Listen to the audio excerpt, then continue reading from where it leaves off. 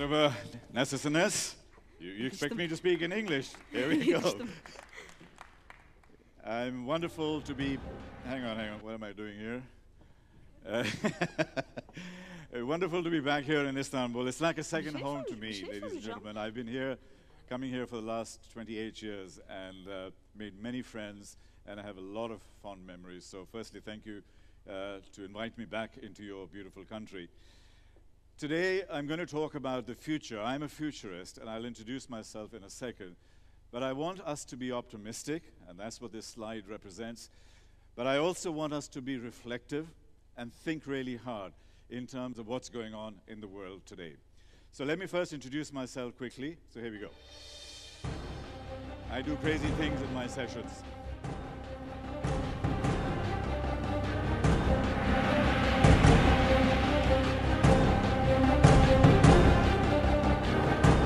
They were designed for the 20th century and set up in the 20th century. So the 20th century companies are coming down, and the 21st century companies are going up.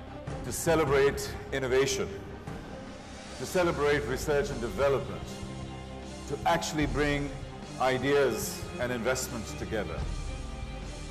We can solve the big challenges of the world. We can talk about poverty, healthcare, education, climate. AI can also help our businesses, our apps. It facilitates.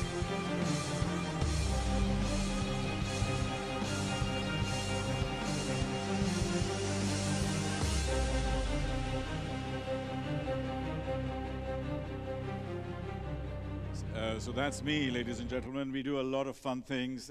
Hope I don't have enough time today, otherwise I would have got you dancing. However, today is about trusting the future. And the word trust will be mentioned. Please count how many times I will do that, because there is a trust deficit in the world at this point in time, particularly in the financial world, and we'll address that. Very famous book, and that is written by one of my professor mentors, Marshall Goldsmith. What got you here won't get you there. Your law degree, your accounting degree got you to this point. It doesn't take you into the future, guys. The ladder is broken. The bridge has exploded, and we now need to learn new things and understand and reinvent ourselves as we go forward into the future. And what we do there is that a lot of the future has already happened. It's just unevenly distributed, and we need to tap into that as we look forward. So that's what we're going to be touching upon as far as today is concerned. I'm going to put a little picture in front of you. I want you to focus very hard on this image. And then I'll put it up for 10 seconds, and then you have to tell me what you see, okay? Very simple. Here we go. What do you see?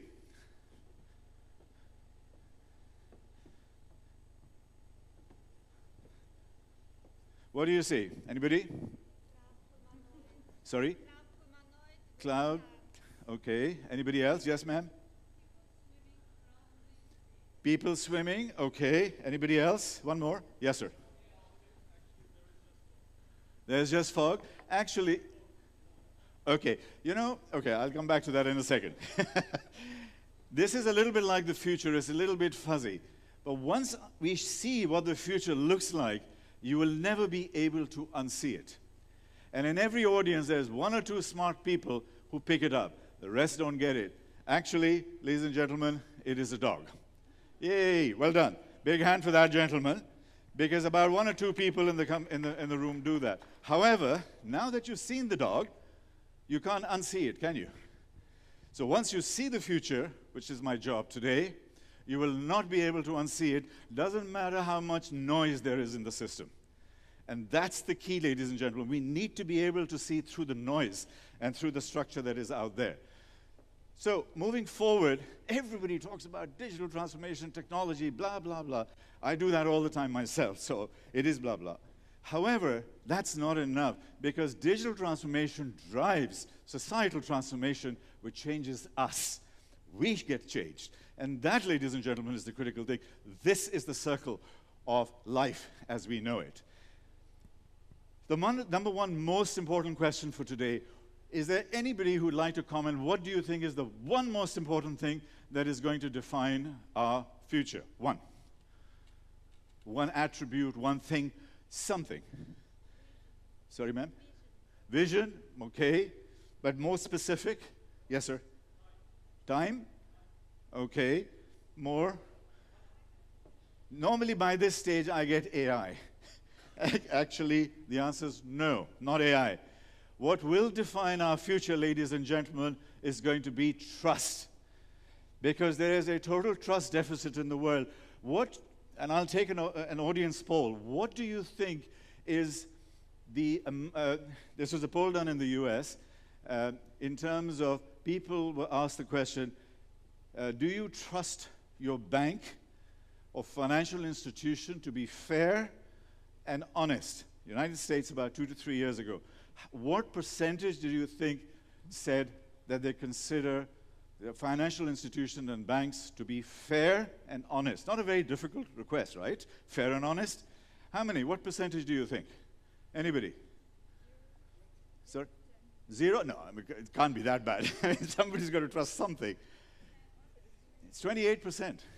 So can you imagine 72% of the people believe that their banks steal for them and they're not fair?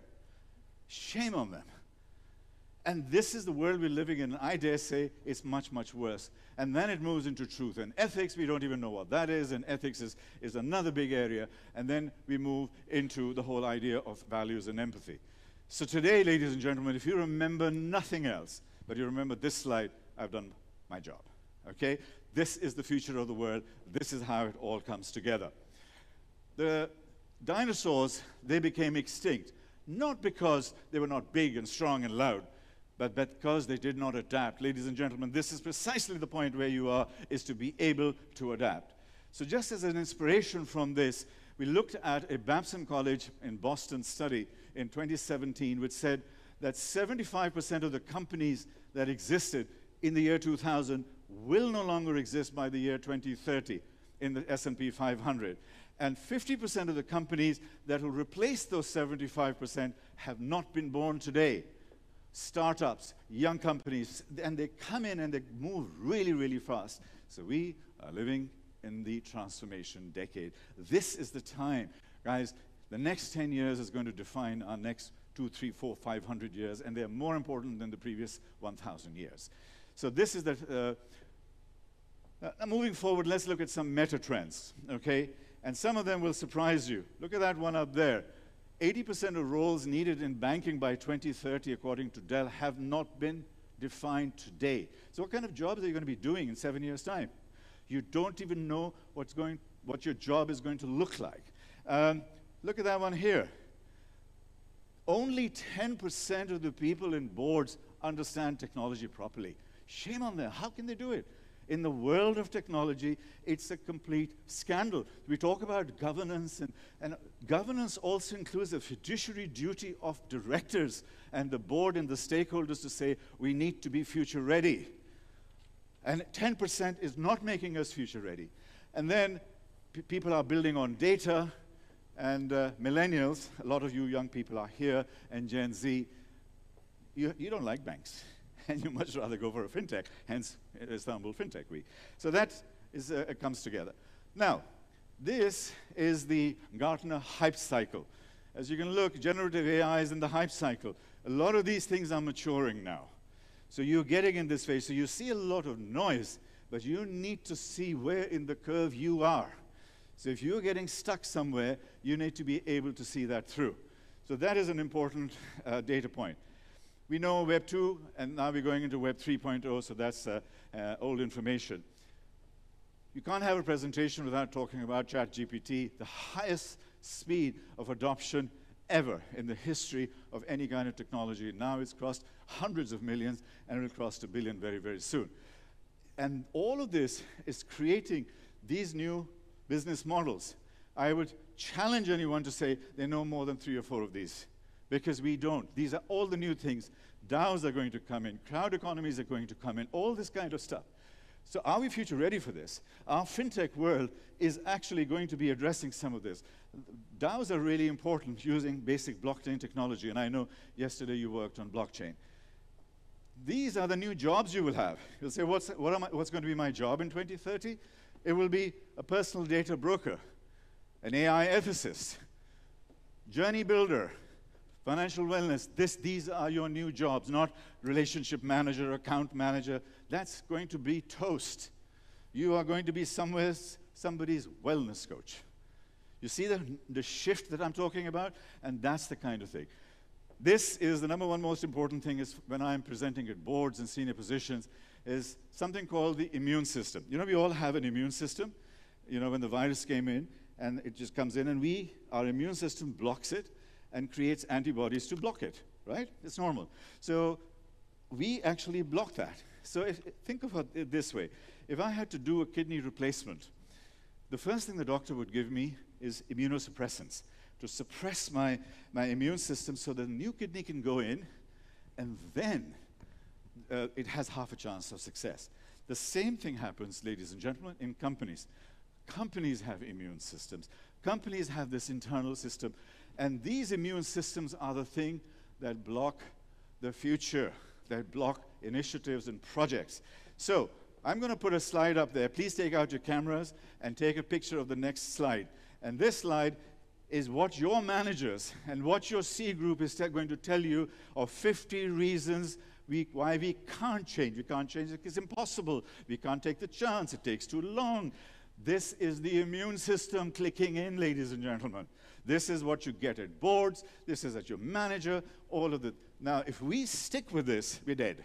There is no way forward. So we have to be able to diffuse this immune system response. And that mindset shift is my number one job when I walk into a board or an organization. Humans are hooked. We are all hooked. You've all got cell phones. You're looking at it. Thank God you're not looking at it while I'm talking to you right now. I hope not, unless you're taking a picture. And if you are looking at your phone, I'm failing. So please don't. So here we go. Humans are hooked. Machines are learning. They're busy. Beware of this reality, because we are going to lose the plot if we don't stay engaged with this whole process. Now comes the serious part of this conversation. This figure, anybody recognize this figure? 11,427,426. You know anything? There was a company, a bank, a major bank, well-known bank, had 52 records against it for all of these securities abuses, tax violations, investor protection, all of these. Guess who it was? Any ideas? Credit Suisse. We trusted this bank for 20 years. They were getting penalties after engagement, after losses. That's what they get. And you think this is bad? Let's look at this. All of these institutions, in billions out there, it's just become a cost of doing business. So to rebuild trust back and to overcome that deficit, we need to make a new pledge to ourselves that this is something we need to be able to address really, really effectively in the future. They had to get married because it was too big to fail. So therefore, they came together. Now, here's another example. Look at these cars. Do they look different? Look at BMW, Nissan, Ford, Infiniti, Mercedes. They're all the same. Last year's cars, right? So what this is strategic convergence, is groupthink. Companies do it, magazines do it, and so on, because we're reading the same books, same people, same everything. Guess what? Outcome is we get the same outcome. That's what it looks like. This is what your future would look like unless you are able to unlock that groupthink on a regular basis. Here's potentially the world's largest financial institution, big balance sheet, lots of data, etc. Any idea who that might be? Anybody? I used to call that the company was Ant Financial, but then they got a little bit corrected because of the Chinese government. Sorry? Silicon Valley Bank has just died. How can it be the biggest? Okay, Apple. Pay now, buy later. They have over 1.5 billion customers. If they can get $20 per customer, it will become the biggest financial institution in the world, and they don't even have a banking license. That, ladies and gentlemen, is the future of fintech. This is how fast it can move. This is how fast it can be. Here we go. Here's another one, another fintech. Twitter is becoming a fintech. And the reason I'm putting these things in is because it becomes a shift and a change. Because he wants to be the WeChat of the Middle East, of the world, of the West. And he's creating this environment to have hundreds of millions of customers doing financial trading. And he's a smart guy. working through PayPal and so on. So the reason I'm sharing this with you, it's not another fintech which will come and attack you. It's not another bank. You will come from a completely different place where you don't expect. So build your peripheral vision, ladies and gentlemen, rather than you focusing in the front. So at this point in time, we've got another 5-7 minutes to go. At this point in time, where do you feel fear or do you feel hope? Fear or hope? Hope, okay, well done. So I'm going to put a little funny video, which my partner Aisha has seen many, many times, but even then we always laugh. It's a little old lady. She's been put in a Tesla car for the very first time in her life, in a self-driving car. And she was given an instruction not to hold the steering wheel. Okay? That's all. See what happens to her. It's scary. Oh, there's cars coming. Oh, there's cars. Bill, just put me back for me control it. Oh, dear. I could never. Oh, where's it going? Oh, this is so scary. I couldn't do it.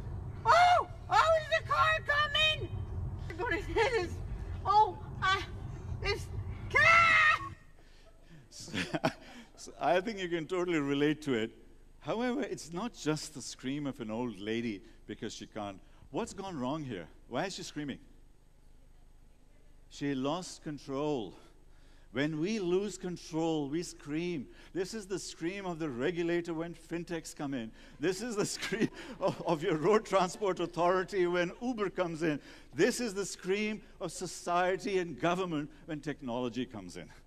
This is the shift. That's what happened. So we need to identify the scream and to be able to understand this.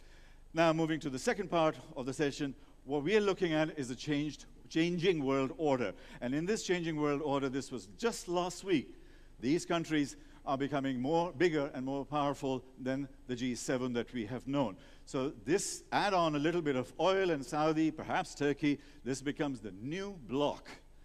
Very interesting. Put it into your planning as you look forward into the future.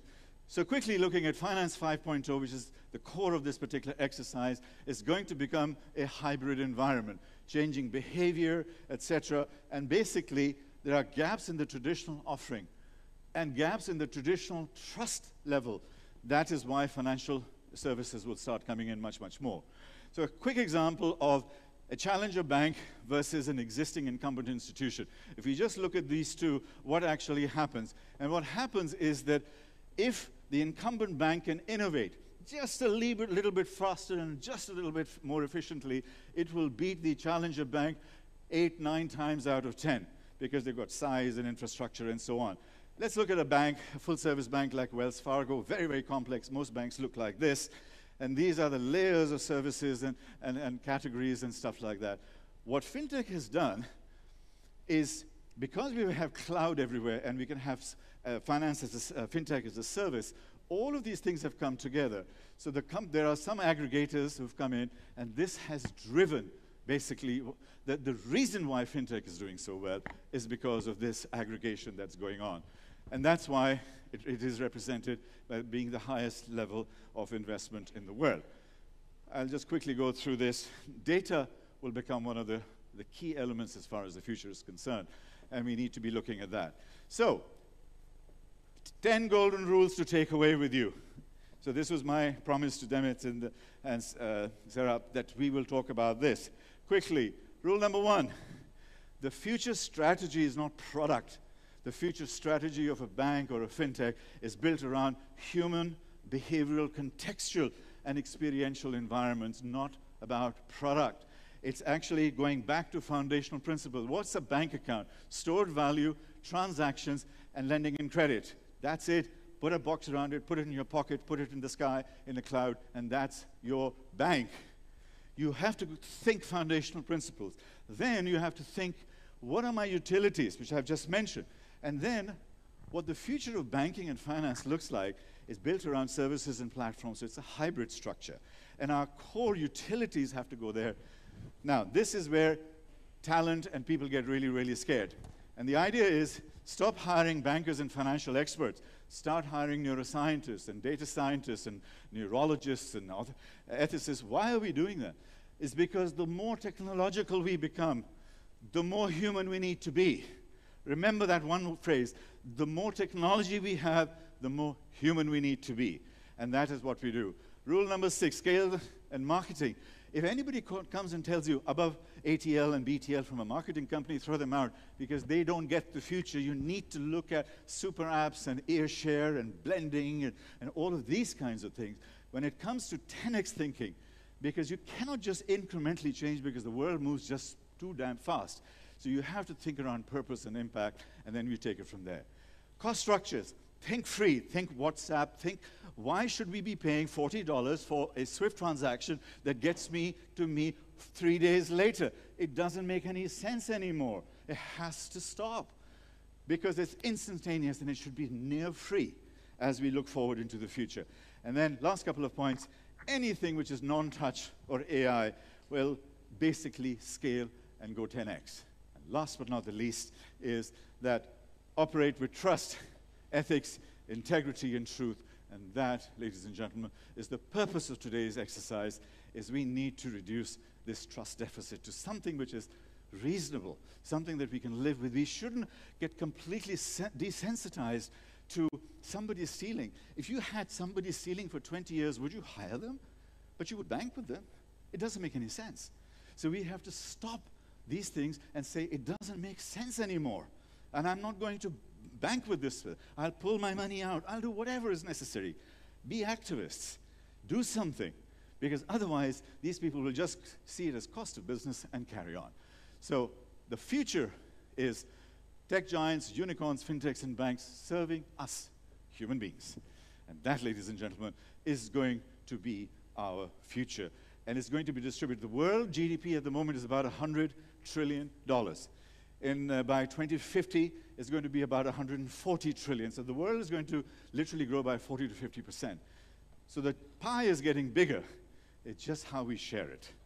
And that's going to be the key here.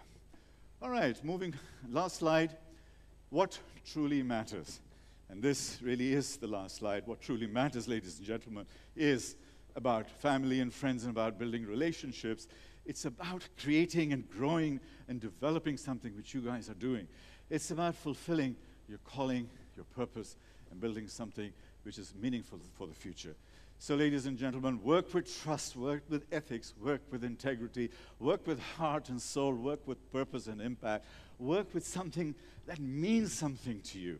And that, ladies and gentlemen, is our future. And remember, as technology comes in, start becoming more human. Use your intuition, creativity, curiosity, humanity, compassion, love, all of those things, common sense, critical thinking, judgment.